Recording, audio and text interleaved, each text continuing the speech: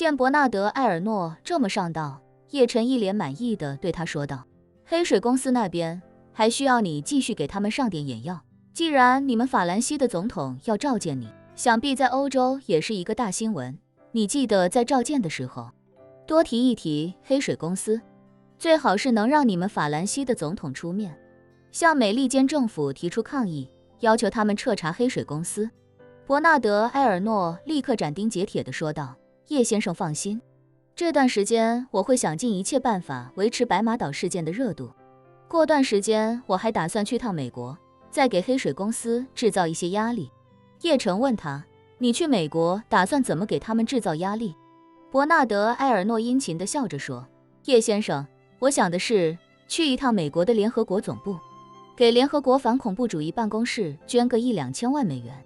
让他们用这笔钱推动和增强反恐怖主义的宣传推广和落地，不为别的，就为打黑水公司的脸。”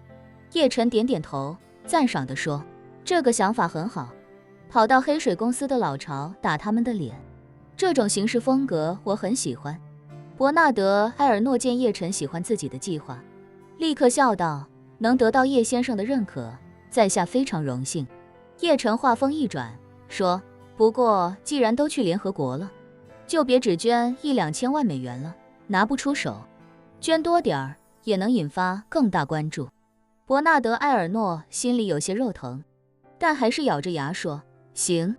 既然叶先生这么说了，那我就捐1个亿。”叶晨微笑点头：“对，我做生意可能比不上你，但我觉得人嘛，格局放大一点，手指缝放宽一点，有时候未必就是坏事。不要总是计较眼前一点点利益得失。”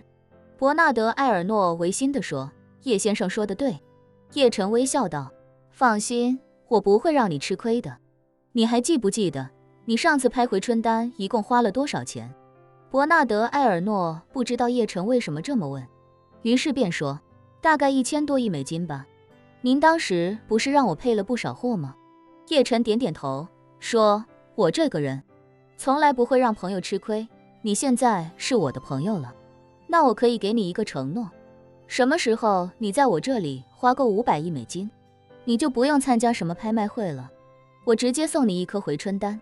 ，500亿美金就送我1颗回春丹。”伯纳德·埃尔诺听的眼珠子都快从眼眶里蹦出来了。500亿美金说起来好像是一笔天文数字，但相较于1颗回春丹能够带来的寿命提升，对伯纳德·埃尔诺来说简直划算到了极致。因为他的集团即便是经济萧条的大环境下，去年还做了200亿欧元净利润，200亿欧元差不多是230亿美元。虽然伯纳德·埃尔诺并非集团的唯一老板和股东，但这其中至少多半都会进入他的个人腰包。各种方式避税之后，他实际能到手的利润，一年至少也有100多亿美元。1颗回春丹不仅能够让伯纳德·埃尔诺多活20年，还能让他多赚2000多亿美元。相比之下，500亿美元又算得了什么？于是他狂喜之下握住叶晨的手，眼眶通红地问：“叶先生，您不是跟我开玩笑吧？”叶晨淡淡道：“当然不是，我们华夏有句古话，君子一言驷马难追。”太好了，太好了！伯纳德·埃尔诺激动的原地不断转圈，下意识对叶晨说：“叶先生，您看还有什么需要我花钱的地方？实在不行，我先想办法把500亿美金给您凑出来吧，最多1个礼拜就能凑齐。”叶晨摆摆手，直接买可就不是这个价了，直接买至少也要1000亿美金起步。伯纳德·埃尔诺一头雾水，那您说500亿是？叶晨笑道：“以后我可能会有很多需要你帮忙的事情，每一次帮忙花了多少钱，你统计下来，咱们就以这个金额为准。你记住，必须得是我提出的要求，你去兑现了才算，没有我的许可，你自己主动花的可不能计算在内。”说着，他微微一顿，看着伯纳德·埃尔诺急不可耐的表情，继续道：“你们搞奢侈品的，不都喜欢弄积分和会员等级这一套吗？会员等级不同，享受的服务水平不一样，折扣力度不一样，能买到的商品也不一样。而且有的还能用积分兑换礼品。你就当在我这每消费1美金，就能累积1个积分，累积到500亿积分，就能找我兑换回春丹1颗。伯纳德·埃尔诺激动不已，这个主意真的是太棒了。叶先生，咱们什么时候开始正式实施？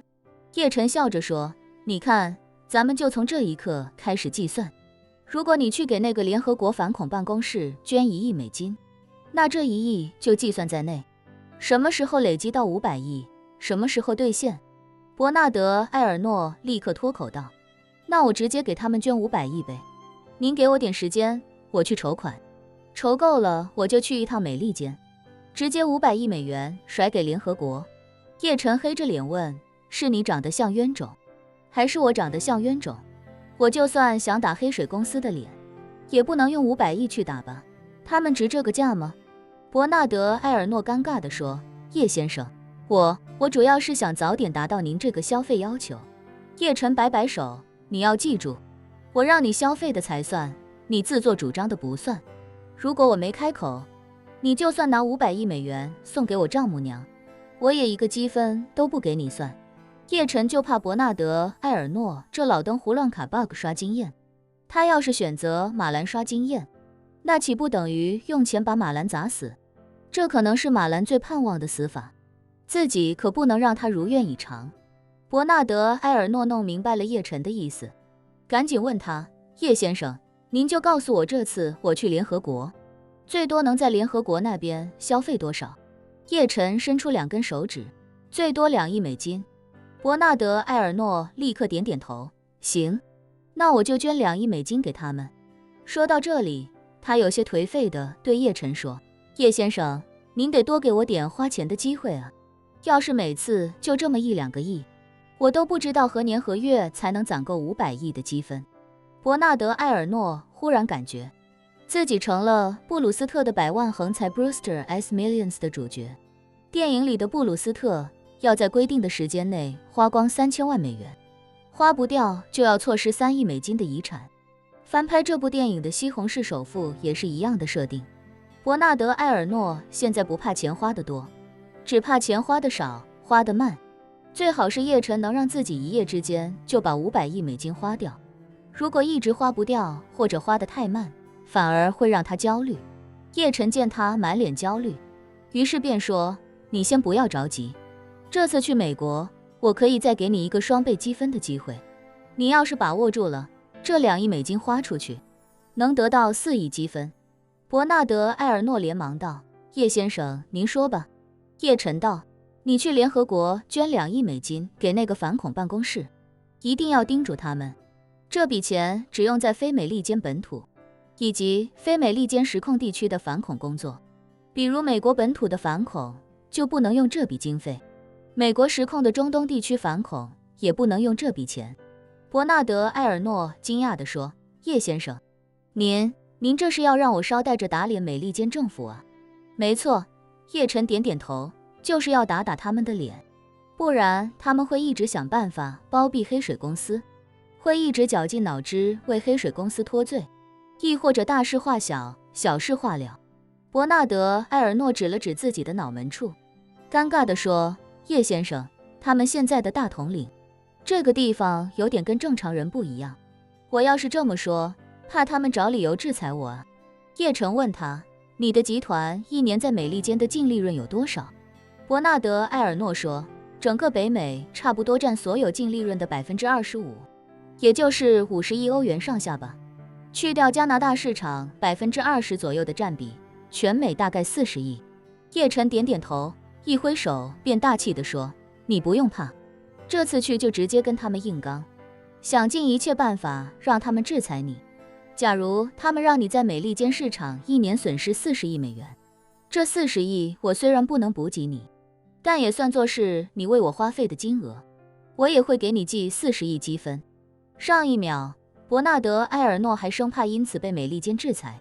可这一秒，他忽然有了一种天下无敌的感觉。他感觉自己就像是在游戏中得到了一件神级装备，别人的装备都是尽可能的抵御攻击，或者把攻击反噬出去，可他的装备是能把对方的攻击转化成自己的血条。换句话说，别人打自己打得越狠，自己血量反而就越多。他瞬间有一种挤爆胸腔的强烈冲动，他要冲到美利坚，想尽一切办法做大死，让美利坚疯狂制裁自己，而且千万不能让他们手软，最好是直接把自己在美利坚的业务全部干掉。